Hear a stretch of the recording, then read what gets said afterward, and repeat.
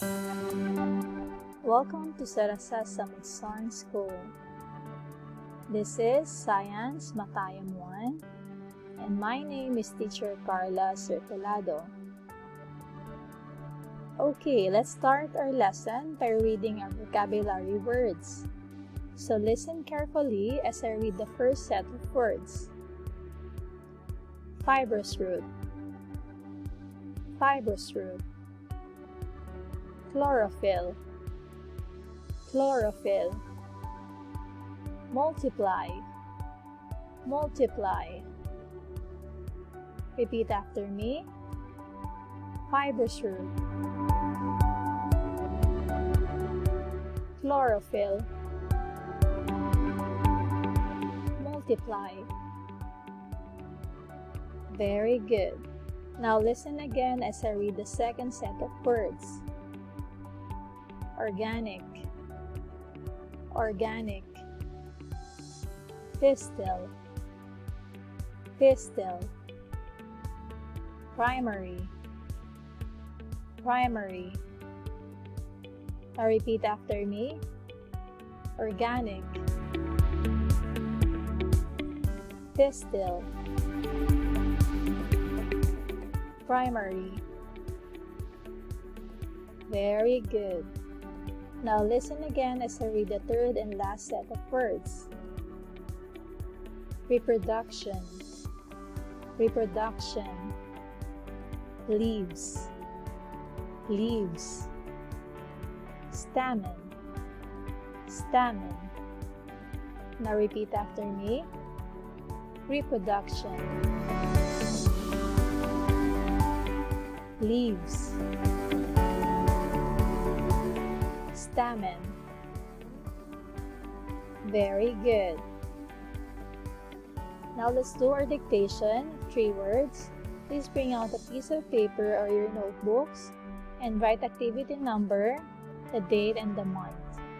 Don't forget to write your name as well. Okay, let's begin. Number 1. Please spell the word leaves. Number 1. Leaves. Number 2. Spell the word organic. Number 2. Organic. And number 3. Spell the word chlorophyll. Number 3. Chlorophyll. Okay, now let's check your answers. Please bring out your red pen. If you are correct, please put 1, and if your answer is incorrect, please copy the correct answer. Okay, let's read together and spell together. Number 1, leaves. L-E-A-V-E-S, leaves. Number 2, organic. O-R-G-A-N-I-C,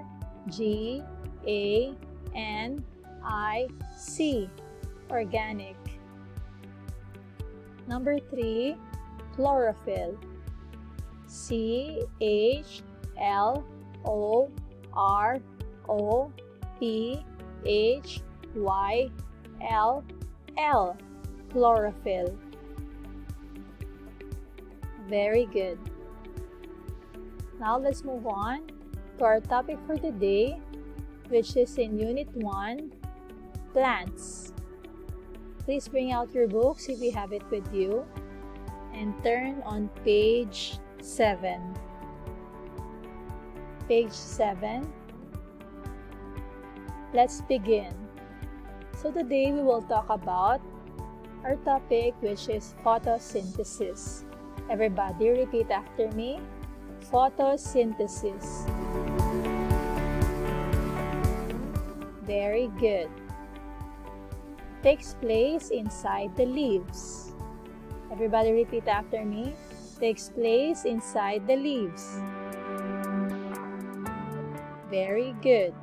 So as you can see in the picture, it says that the photosynthesis happens or takes place inside the leaves. Okay, inside the leaves. This is where it happens. Okay, so from the word photo, it means the light. Okay, plus synthesis, meaning putting things together. So photo is the light and synthesis is putting things together, putting carbon dioxide and water together. Okay, so it also said here, means the way plants use light to help put things together, usually to make new things. Everybody repeat after me. Means the way plants use light to help put things together, usually to make new things. Very good. So it is the process by which green plants use sunlight to synthesize or to produce food and oxygens by combining carbon dioxide and water. Okay, we will talk about it more on our succeeding topic. Let's move on.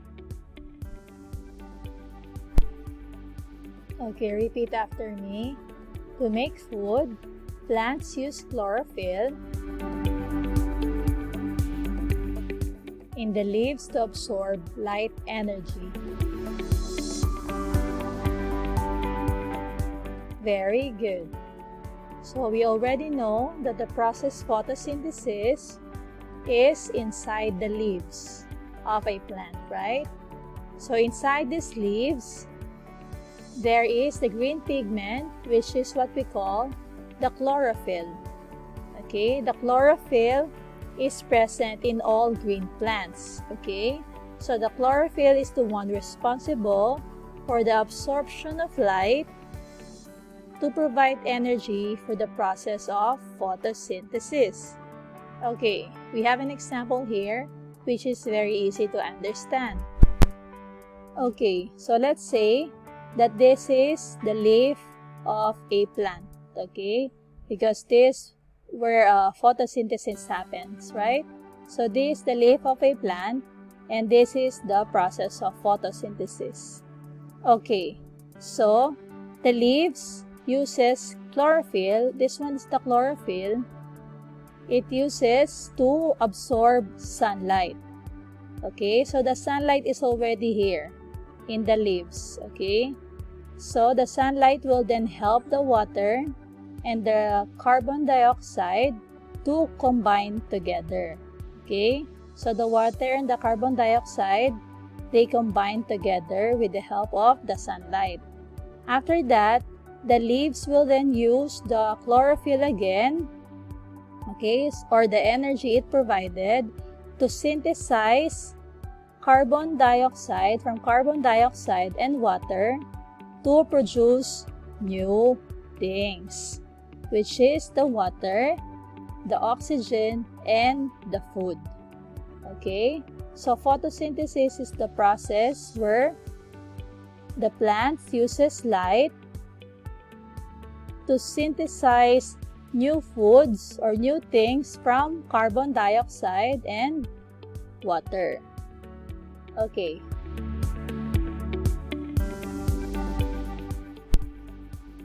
Okay. Light helps plants to combine carbon dioxide with water to produce sugar and oxygen. Okay, so we already talked about it on the last slide, but this is the carbon dioxide plus the water. The light helped them to combine together. Okay, of course, with the use of chlorophyll or the green pigment in the leaves, they will then produce the sugar, okay, and oxygen, and also it produces water. Okay, next slide. Okay, everybody repeat after me. Carbon dioxide enters plants through stomata of the leaves. At the same time, the plants release oxygen and excess water, giving us fresh air.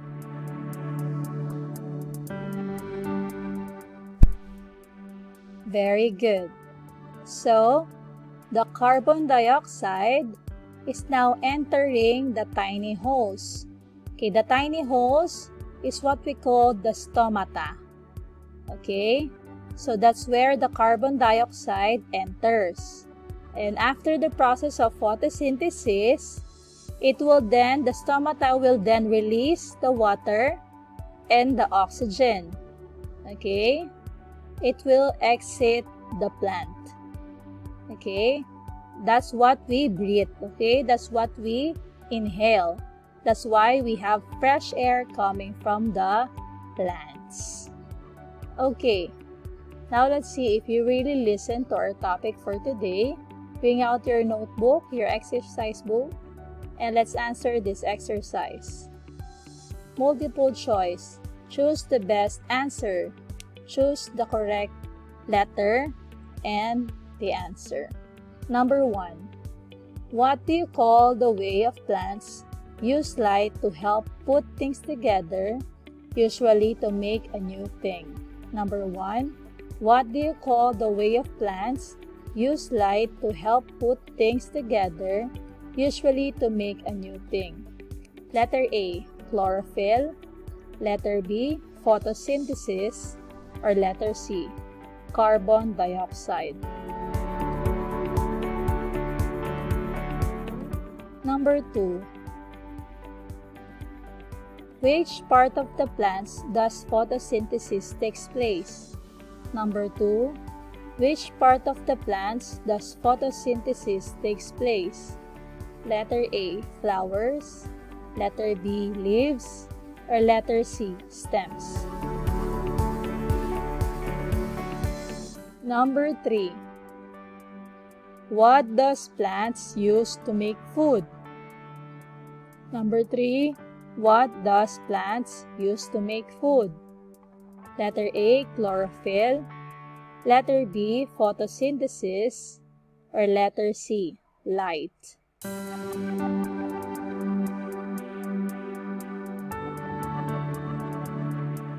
Number 4.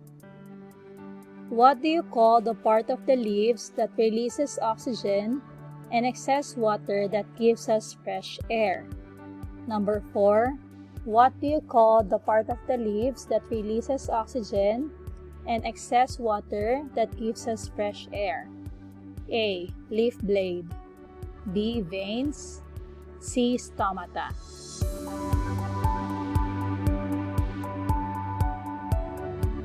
Okay, number 5.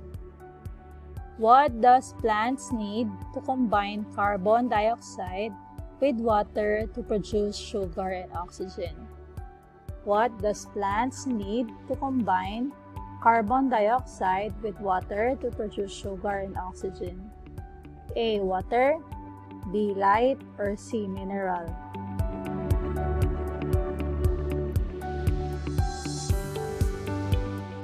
Very good. So today, what we talk about is the photosynthesis, or the way plants use light to help put things together or to make new things. Okay? And also, to make food, the plants uses chlorophyll. Okay?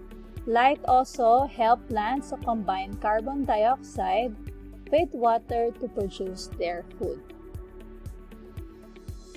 Okay, so I hope you all learned today about photosynthesis, how plants make their food with the use of chlorophyll to absorb sunlight.